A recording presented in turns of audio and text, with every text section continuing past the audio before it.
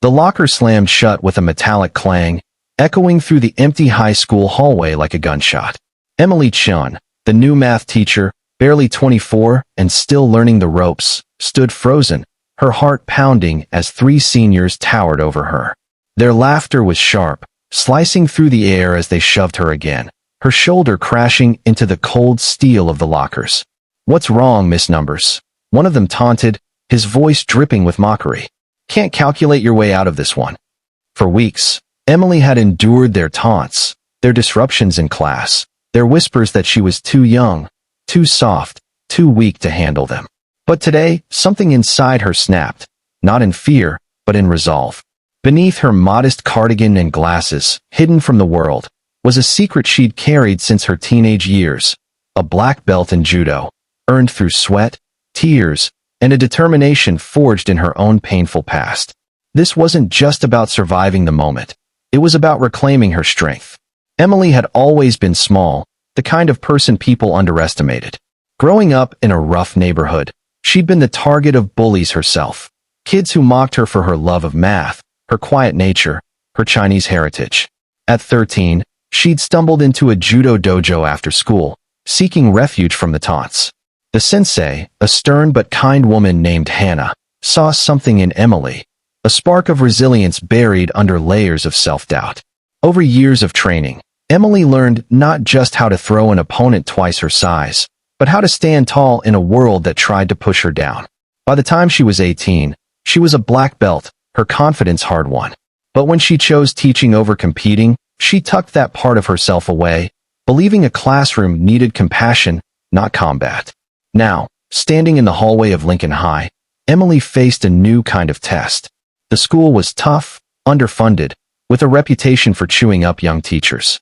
She'd taken the job knowing it wouldn't be easy, driven by a dream to show kids like her, kids who loved numbers, who felt out of place, that they could shine. But her Algebra I class was a battleground. The ringleader, Jake, a broad-shouldered senior with a chip on his shoulder, led a trio of troublemakers. Kyle, who followed Jake's every move, and Mia, whose sharp tongue cut deeper than any shove.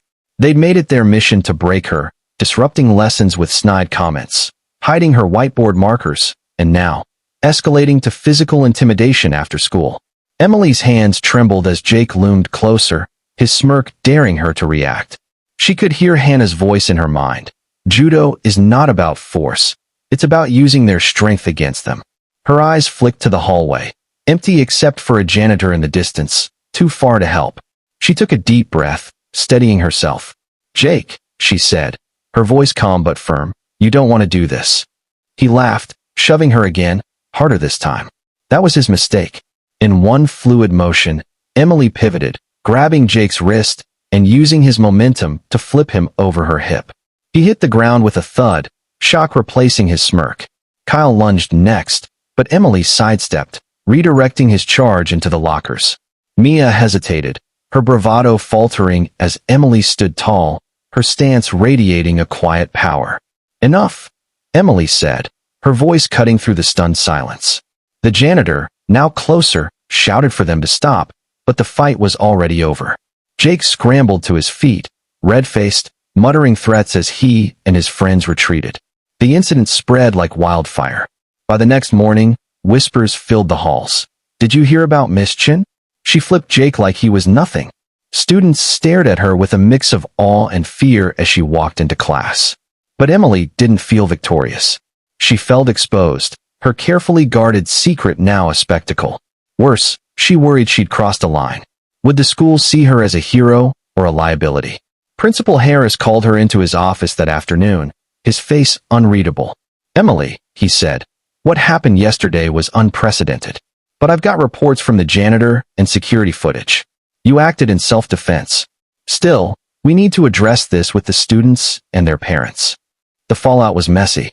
Jake's parents demanded Emily's suspension, claiming she'd attacked their son. Kyle's mother was more reasonable, admitting her son had been out of line. Mia, surprisingly, stayed quiet, her usual defiance replaced by something Emily couldn't quite read. The school board held a meeting, and Emily sat through it, her stomach in knots, explaining her actions while trying to protect her job.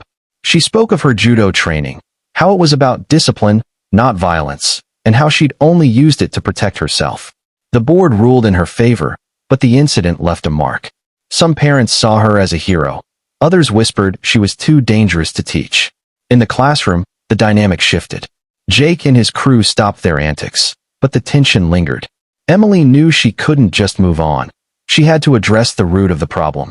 She started by meeting with Jake, Kyle, and Mia individually, away from their peers' prying eyes. Jake was defensive, his pride bruised. "You think you're tough now?" he muttered. Emily shook her head. "I don't want to be tough, Jake. I want to teach you. But you need to meet me halfway." She learned he was struggling at home, his dad out of the picture, his mom working double shifts. Kyle, she discovered, was just a follower, desperate for approval. Mia, though, was the toughest to crack.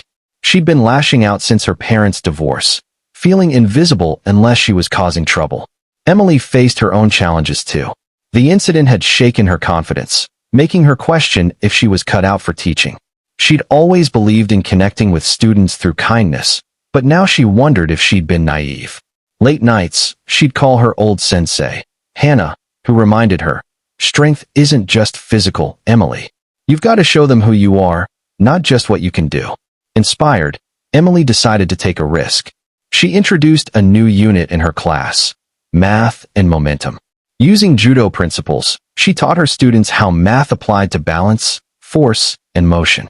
She even brought in a mat one day, demonstrating basic throws, with a willing colleague, to show how leverage worked. The kids were hooked, even Jake, who grudgingly admitted it was kinda cool. But the real turning point came when Emily opened up about her own past.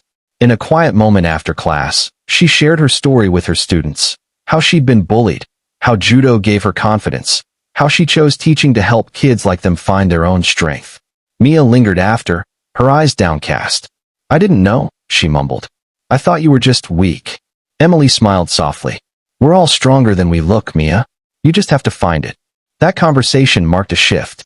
Mia started participating in class, her sharp wit turning to clever questions. Kyle followed suit, finding he actually liked math when he wasn't trying to impress Jake. Jake took longer, but by semester's end, he was staying after class for help, his walls slowly coming down. The school year wasn't without setbacks. Emily faced skepticism from some colleagues who thought she'd gone rogue. She also struggled with self-doubt, wondering if she could balance being a teacher and a fighter. But she leaned on her support system, Hannah, her parents, and a few trusted colleagues, and kept pushing forward. By spring, her classroom was a different place. Her students weren't just learning math, they were learning respect, resilience, and the power of second chances. At the school talent show, Emily performed a judo demonstration, earning cheers from her students, even Jake, who clapped from the back. As the year ended, Emily stood in her empty classroom, reflecting on the journey. She'd come to Lincoln High hoping to inspire, but she'd learned just as much from her students. They'd challenged her, pushed her to confront her own fears, and shown her that strength wasn't about hiding who you were, it was about owning it. She taped a new poster above her desk, a judo throw diagram overlaid with a math equation, a reminder of the balance she'd found. The story of Emily Chun spread beyond Lincoln High, inspiring other teachers and students to face their own battles with courage. Her message was simple but powerful. Everyone has a hidden strength, waiting to be unleashed.